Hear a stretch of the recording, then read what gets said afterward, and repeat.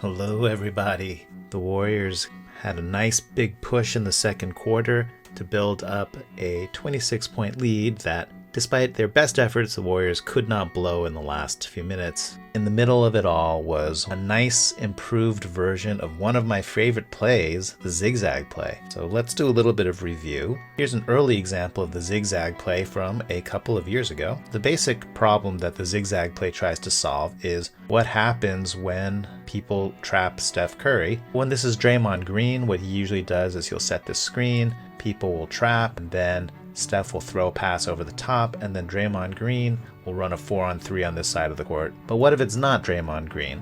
Do you want Kevon Looney running a 4-on-3 from the top of the arc, or Juan Toscano Anderson? So the Warriors experimented with a different approach. Steph accepts the trap, and instead of trying to throw the pass over the top, he's going to throw the pass real fast to Draymond, stationed way on the other side of the court. And then the screener will roll really fast, and then you see this big gap in the defense. Draymond's just going to whip a pass to him. Draymond throws this bounce pass. It's going to end up bouncing a little close to Juan, but it was a good idea because if this pass connects cleanly with JTA, he's going to be whizzing by this defender, and then either JT is going to get a layup or one of these defenders has to help, and then you have an open three in one of these corners. But unfortunately, the pass is just a little bit off, which brings us to today. Okay, so this looks like your typical wing pick and roll with Steph. The Kings are eager to blitz Steph Curry, and so the Warriors pull out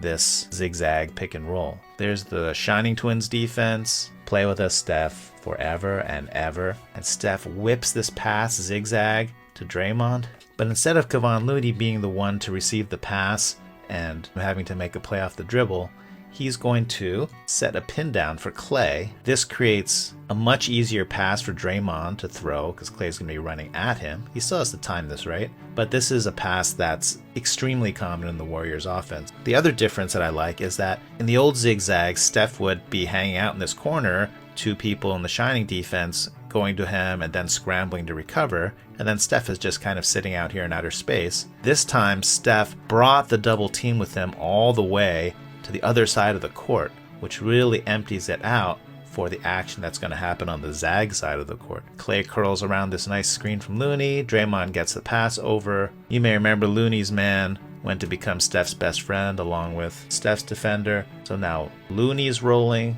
Klay is curling, and he's rolling.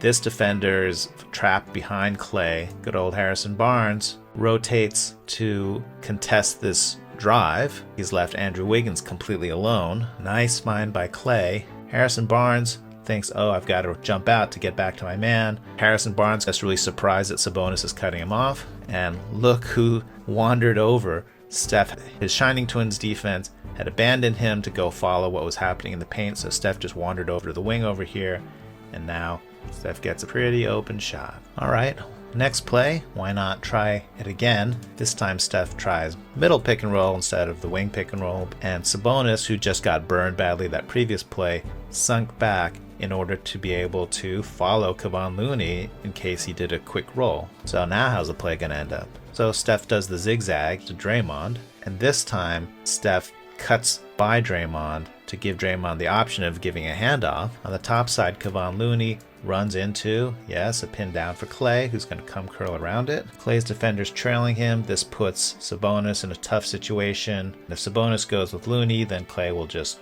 dribble behind him and have an open jump shot or a layup. So Sabonis comes to contest Klay. Klay sees Sabonis step towards him. He whips it over to Looney, who is rolling free to the basket. Harrison Barnes, who got burned last time by leaving Andrew Wiggins too soon, seems to be trying to time his help to be a little bit slower, but he's still going to rotate to contest Kevon Looney. Kevon says, hey, I may look like I'm 50 years old, but I can still throw it down.